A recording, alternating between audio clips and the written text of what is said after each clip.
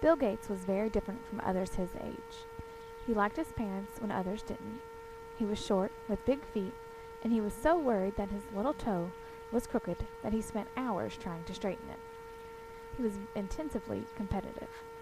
When he thought or listened intently, he would fold his hands in his lap and rock back and forth. When his instructors or classmates couldn't understand what he meant, he would snap at them. In elementary school, the teachers ran out of things to do with him because he was so good in math and science. They convinced his parents to put him in an expensive private school in Seattle called Lakeside Prep. It wasn't an issue because the Gates family was wealthy. In the spring of 1986, the United States put an astronaut on the moon.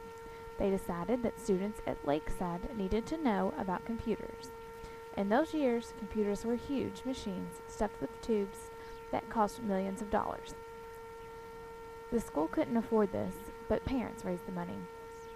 Bill first saw a computer and what it could do in the 8th grade, when his math class visited the computer lab. He was amazed by the computer and had found his passion. Bill and some of his classmates would spend all day and night in the computer room. They created instructions called programs to make the computer do what they wanted. They read books on the computers and played games. The first game on the computer was tic-tac-toe. Bill and his classmates began to get in trouble. They were cutting class and not doing their homework. They even used up all of the school's computer time in just a few short weeks. Lakeside school officials made a deal with a new company in Seattle that offered cheaper rates for students to use a computer that was much more powerful.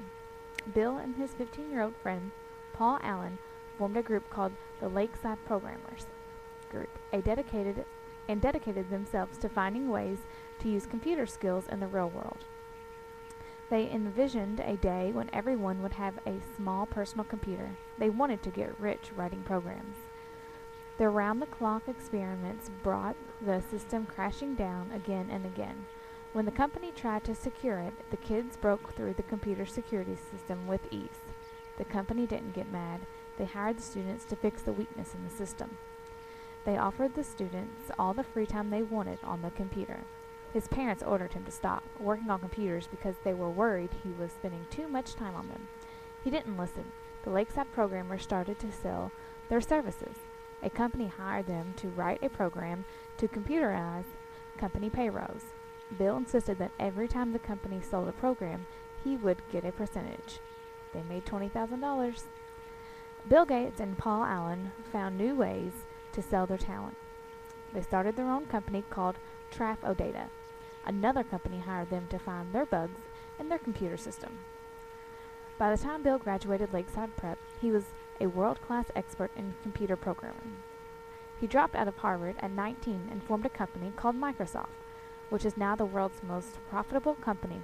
Bill Gates is now the richest person in the world.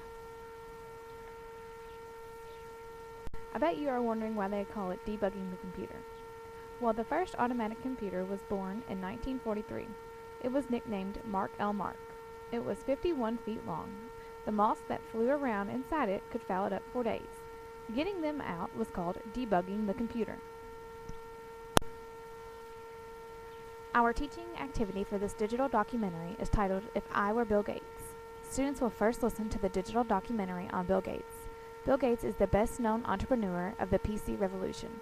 The documentary teaches us that Bill Gates co-founded Microsoft and turned it into the world's largest software company. Students will take on the role of an entrepreneur and write about what they would invent.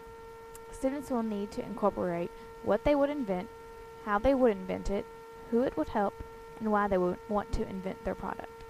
Students will share their ideas with the class once completed. This activity connects to the Kentucky Core Content Standard 3.2.1 under Economics. The standard reads, students will explain how profit motivates individuals or businesses to take risk in producing goods and services.